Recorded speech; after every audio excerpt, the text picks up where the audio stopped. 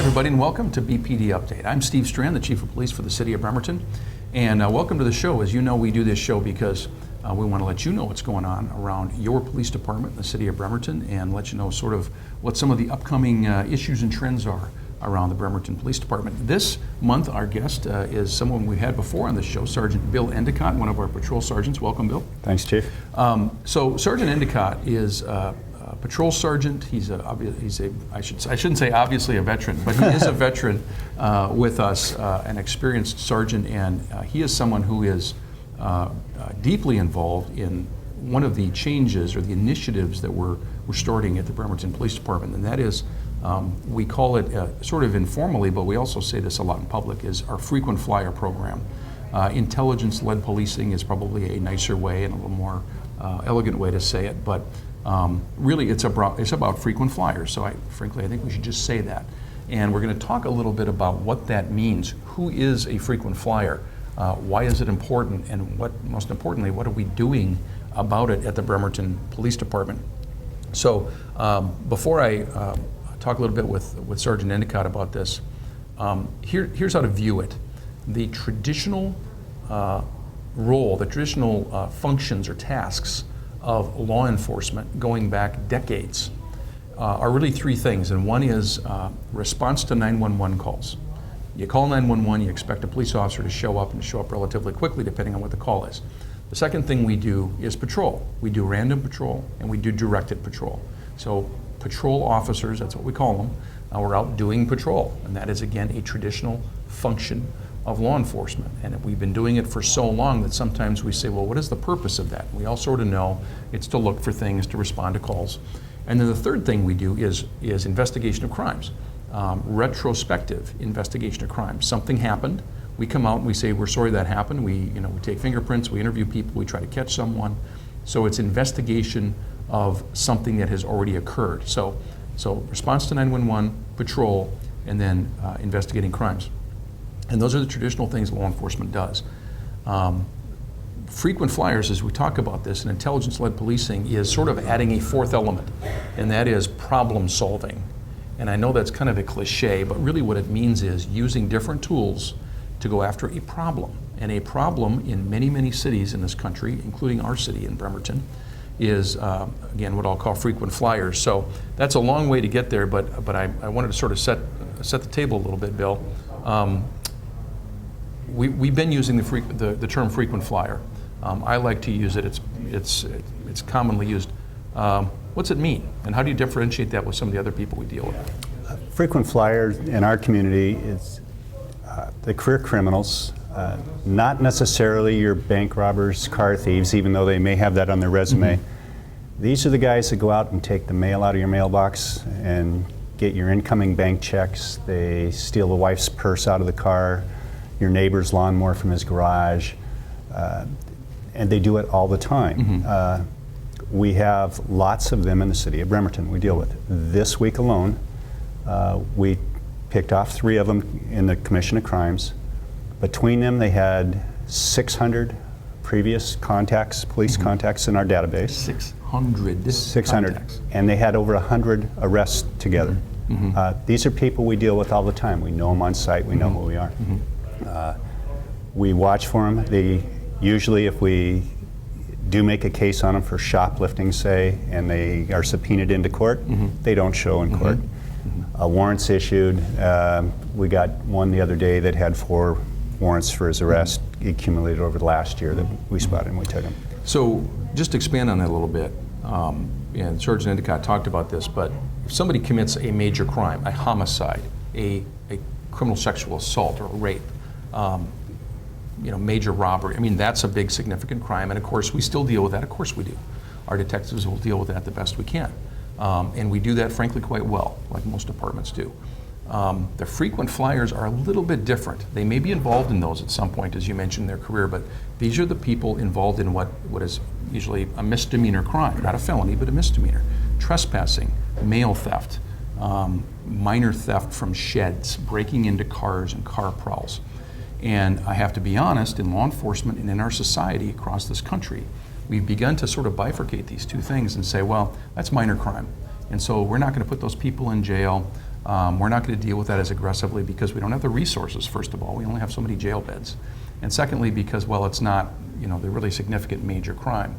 If you look at what New York City did under Mayor Giuliani many years ago, they continue to do this today, decades later.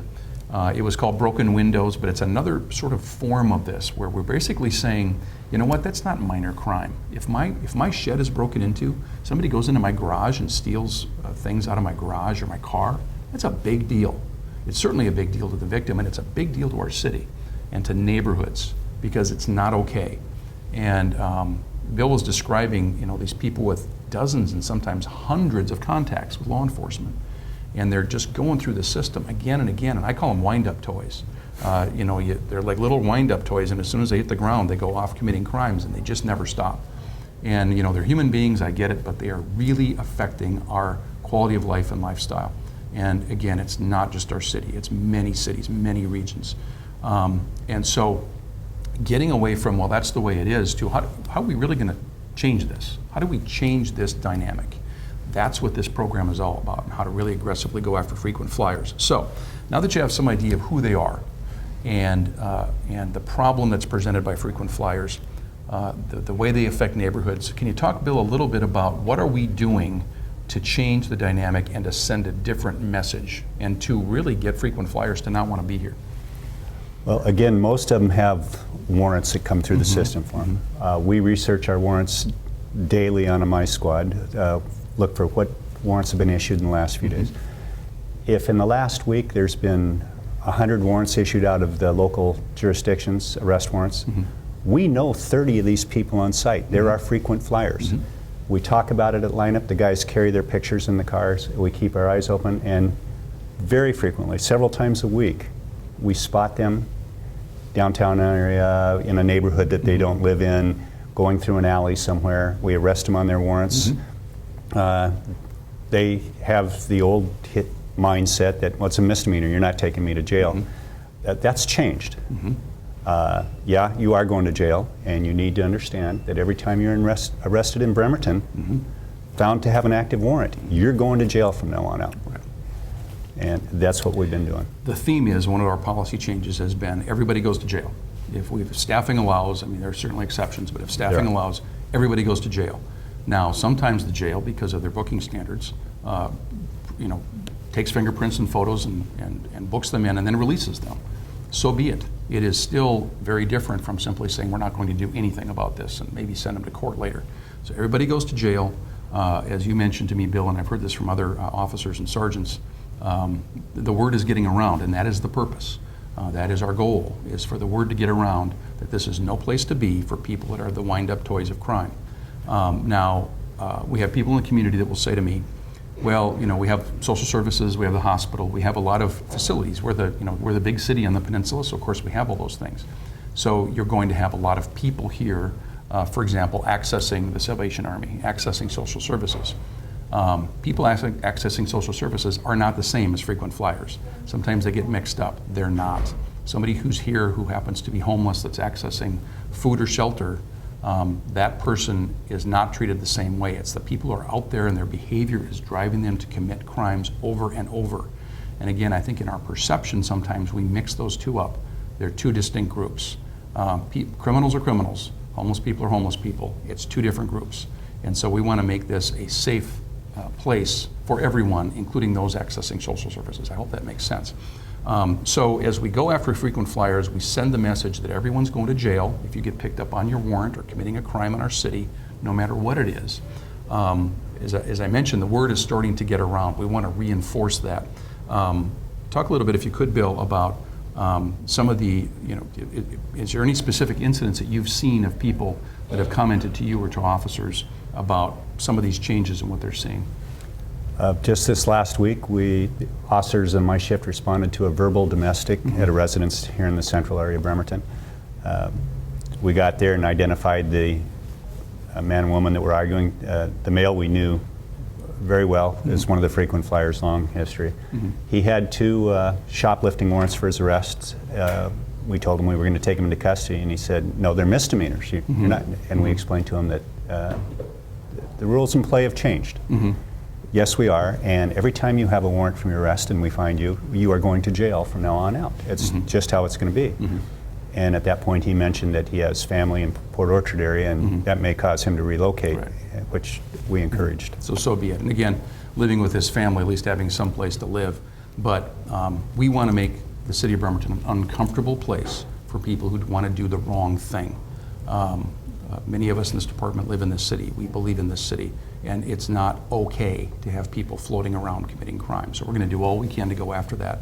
Another strategy that we're going to be implementing, and we've done this with input from folks like Sergeant Endicott, who really are on the ground dealing with this every day, is to create, and this is coming up, create a high five list. And this will be a public list that people can access on our website through a Twitter account, so that we will put out the names and photos and warrants and information of people who are wanted because they're causing problems in our city, because they're frequent flyers. And so it's not necessarily the same as like the FBI 10 Most Wanted, which is based on the severity of the crime. This is about frequency and how much they're impacting the quality of our life in our neighborhoods in the city of Bremerton. And we're hoping to enlist the public's help so we can continue to do good work in getting those frequent flyers off the street and make sure that they basically go elsewhere. This has been a change. It's something that is not completely new. It's come from folks like yourself, Sergeant Endicott, who care about this city, who care about the quality of life in this city. And it really speaks to hopefully the way that we continue to innovate at the Bremerton Police Department. And as we do this, I want to thank you for your work. It's something you care deeply about. Your officers are known. I have to tell you that our city attorneys and prosecutors within the city of Bremerton, Sergeant Endicott and his crew are well known, because if they will send us an email or call us and say, well, this is somebody who really needs to go to jail, can you go look for them? It's sometimes a matter of minutes before they're in custody in the back of a squad car. I mean, it's amazing.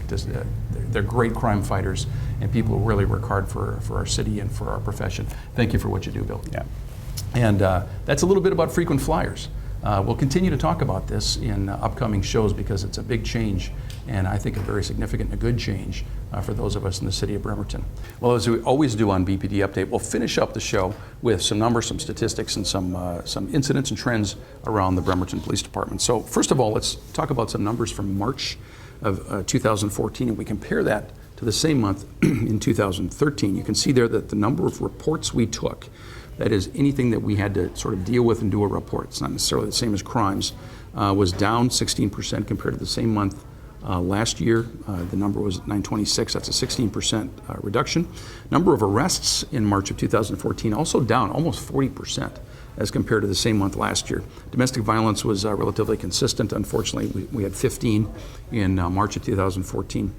12 DUIs arrested in March, down quite a bit from last year, but again, that's a factor of the number of emphasis patrols we do. You'll see more Target Zero emphasis patrols as we move into summer. Failure to appear, this is failing to appear for a warrant from the court. You can see that that number was 44 in March of 2014, and mental health calls, we had 2 in March of 2014.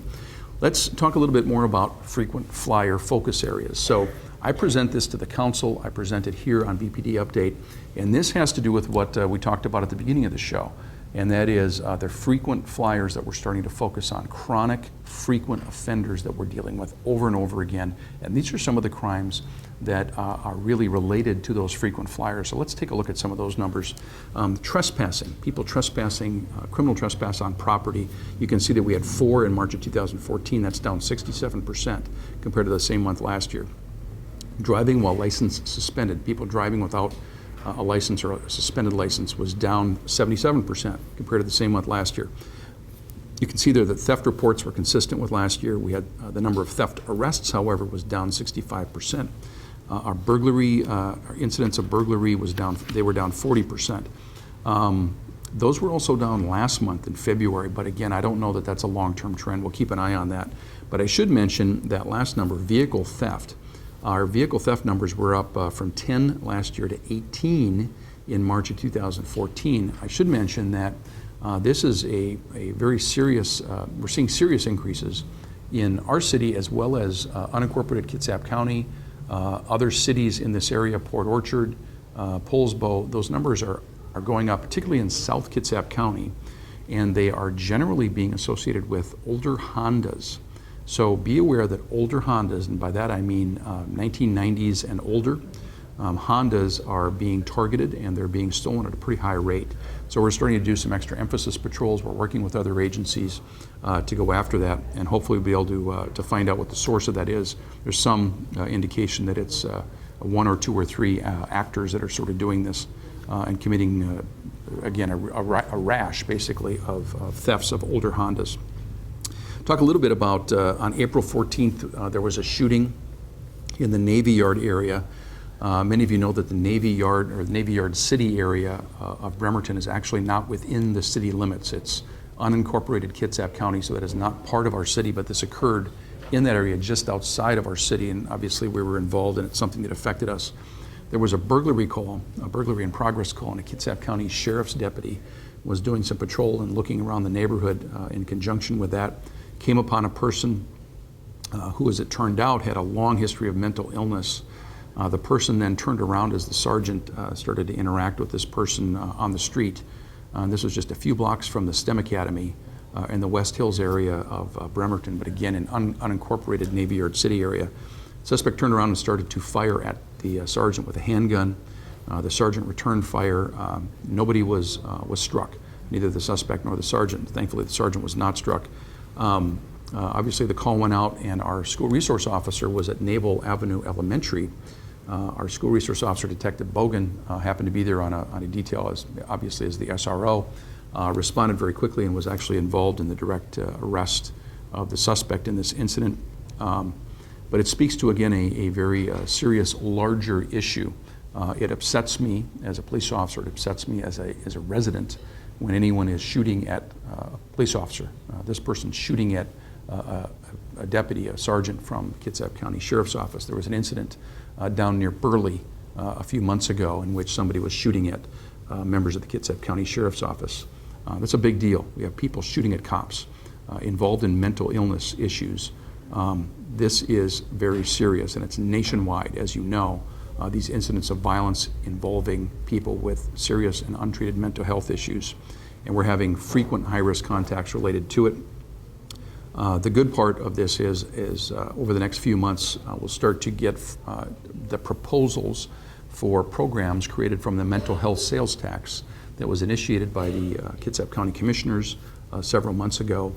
Very forward-thinking policy, I think, so that we can start to fund and do something significant to try to deal with long-term and chronic mental illness in our communities. And again, it's everywhere, nationwide and regionally as well.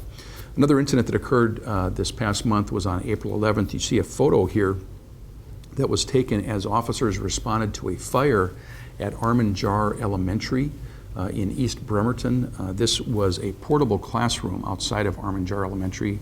Obviously, it's at night, as you can tell from the photo.